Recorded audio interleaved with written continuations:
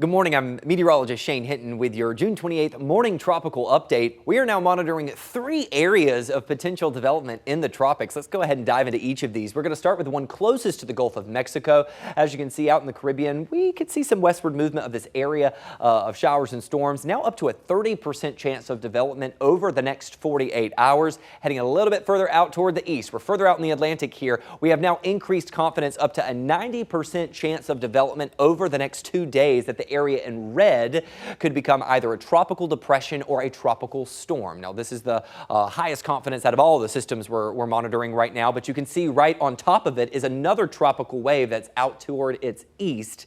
That is going to continue moving out toward the west, only has a 20% chance at this time. So let's take a look at each of the forecast models. We're going to start with the high-res models for this area that's in the Caribbean. It's going to continue moving out towards the west. You can see that counterclockwise rotation with that area of low pressure.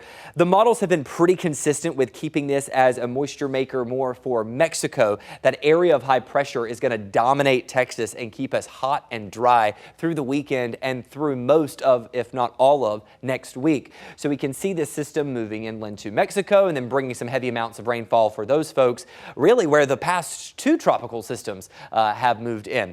Now let's take a look at the areas that are further out in the Atlantic. Keep in mind we have 2 of them, okay? So we're going to look for 2 of these green blobs, if you will, as we navigate all the way through the weekend and into the beginning of the next week. This is that area that I think has the higher confidence. That'll be approaching the Windward Islands as we make our way into the beginning of next week. Now, there is a dominating Bermuda high that sits out over the Atlantic. The strength of this is keeping most forecast models with this area down toward the south and moving west. That means we have to keep a very close eye on this if it were to become a tropical storm or hurricane, because then it could be moving towards the Gulf of Mexico. That's what these forecast models, specifically the European model, is showing in this instance. Now, we could see a tropical depression or tropical storm develop later this morning or afternoon. If it becomes a storm or hurricane, it will be called Beryl. Names after that on the list are Chris and Debbie. We'll continue to track the tropics for you here in the KVUE Weather Center and provide updates on air and online.